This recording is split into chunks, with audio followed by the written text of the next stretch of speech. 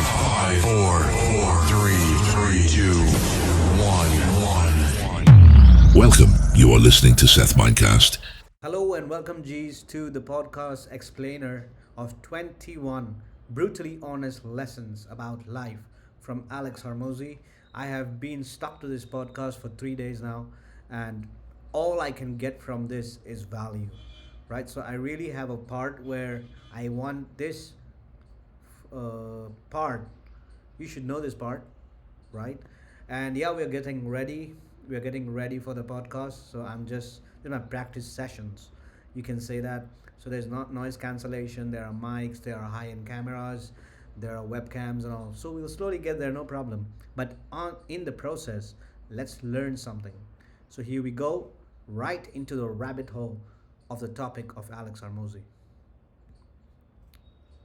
Not to piss off the positive polys in the room, but if you haven't gotten what you want, then you're not worthy of it, period. And that's okay. Now you can admit that you suck and improve. Better to know you're bad for a season than pretend you're good for a lifetime. You're not making as much money as you want because you're not as good as you think you are. You're not struggling from imposter syndrome. You're a student and pretending to be a teacher. No students say they feel like frauds for trying to learn. You're a fraud when you get up to teach the class, and you've never done it.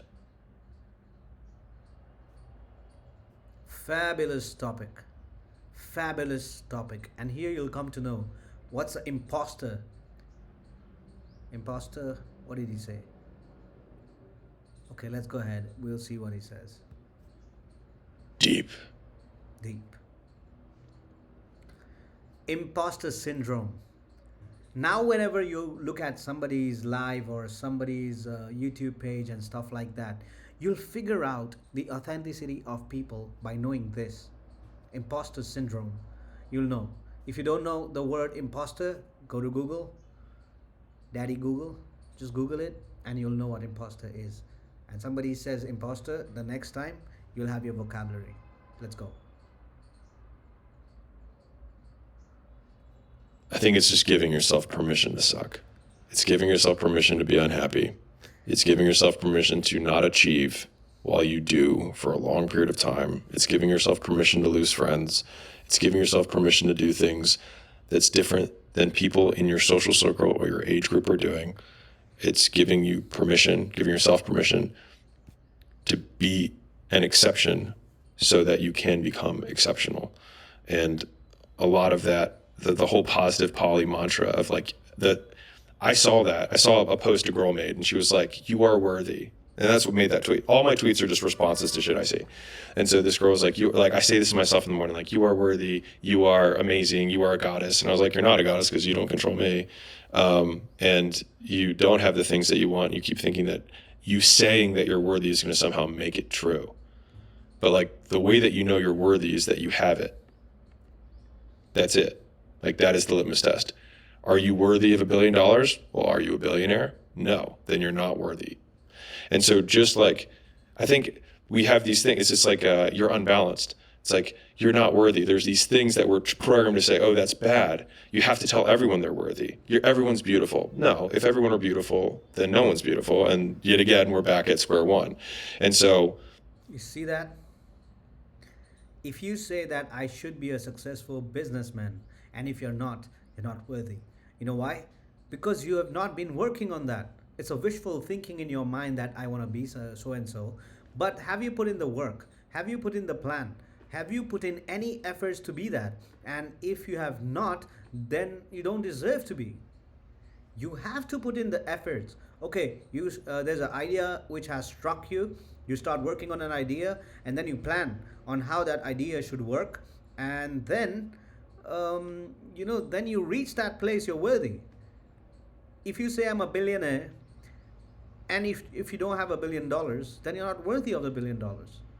Now you understand that? I was just discussing a diamond business my friend is about to do, and we figured out a plan. Okay, make a logo, make a name for the company, and then make a slogan. And once this is done, this is all free of cost online. Make an Instagram page, and after you reach that threshold, you have worked on that project for a bit. Now what happens is slowly when you start posting, that's when you start to open up the business. And once the business opens up, there'll be people following you, there'll be people asking you questions, and then there'll be clients, then there'll be suppliers. So you'll have to take it that big from there. So start working on that. A year or two, you will have results if you're working every day. So you say I'm worth $1 billion. I am a billionaire. No. If you were a billionaire, you deserved it. You'll have $1 billion. Work hard for it. It's I guess drinking the tonic. It's going through the shit, which is honestly the boring stuff that no one wants to do for an extended period of time. The boring stuff. The boring stuff. I'm sitting here, I'm recording, I'm speaking, I'm analyzing and getting everything together and then put an intro, outro and make it presentable for the people to watch here is the boring part. I don't have a staff who do all that for me because we're not that big right now. But then you have to learn to do it and you have to learn to enjoy that because that's the thing you'll be doing more of every single time till you hire somebody to do that work for you. But you'll also have to be careful that you're putting up the right content, you're putting up the right value. So this is where we are learning the base of the business on how it's supposed to be done, right? Absolutely. Let's move on. And accepting that you suck. Oh, okay. The thing is, have you seen his body language? He's sitting at a very ease position and he's just not blabbering anything. He will sit, he'll take a pause, calculated pause, he'll think about it, and then he'll speak. Realize that. And that it is okay because the first step is accepting that you suck so that you can do the second step, which is doing something about it. True. Accept it that you suck. And now once you have realized that yeah, I suck, then you'll find then your mind will find out how to get out from this and then you'll start working hard on that. Brilliant. Too good. What about you're not making as much money as you want because you're not as good as you think you are? I'm obviously in the business space, and that follows up with the other one with the imposter syndrome. Like, people are like, man, how do you not suffer from imposter syndrome? I was like, because I've done what I said I've done. Okay, so all the YouTubers out there who are actually making sense on YouTube, some of them have imposter syndrome.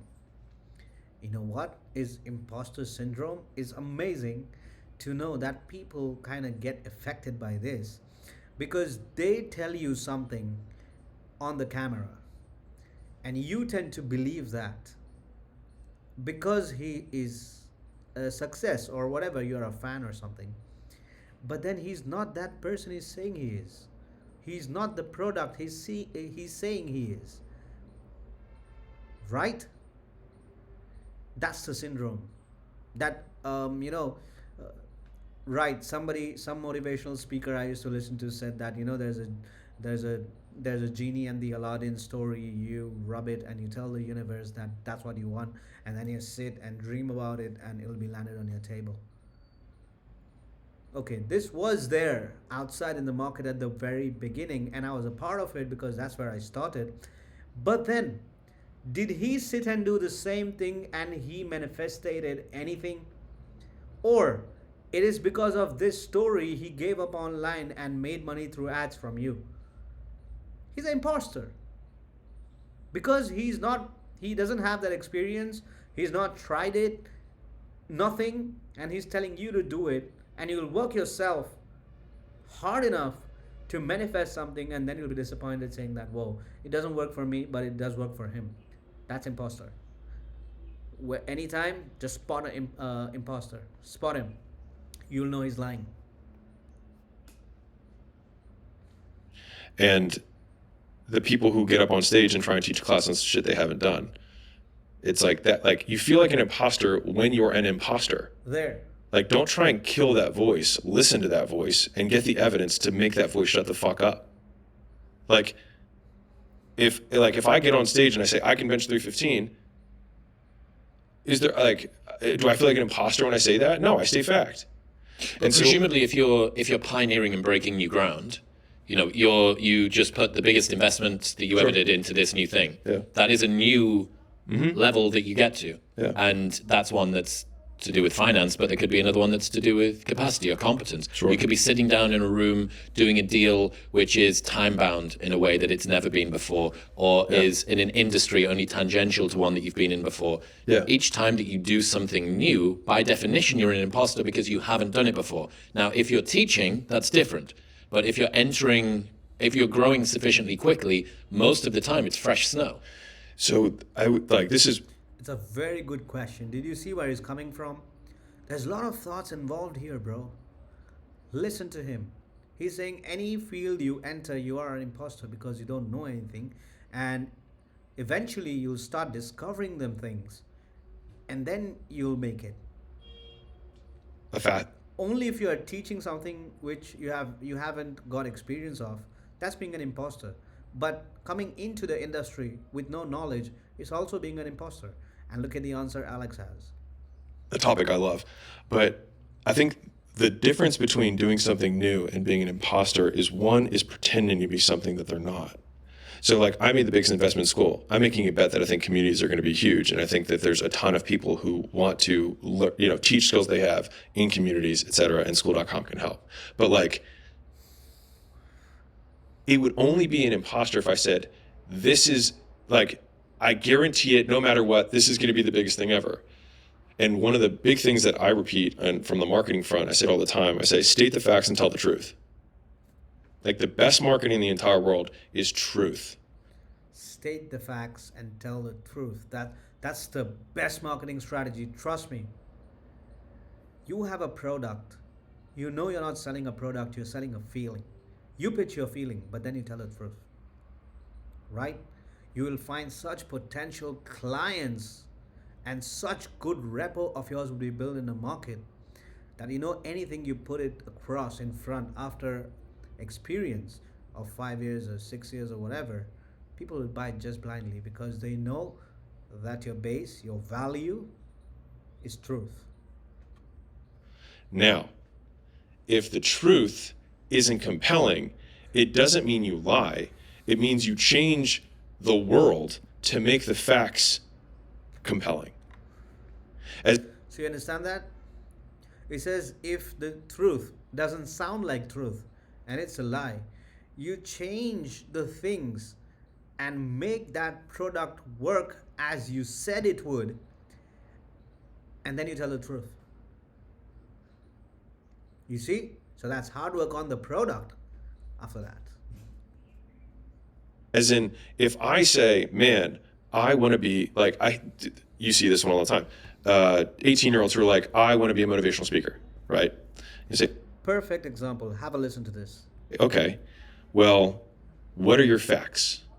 You've done nothing. Great.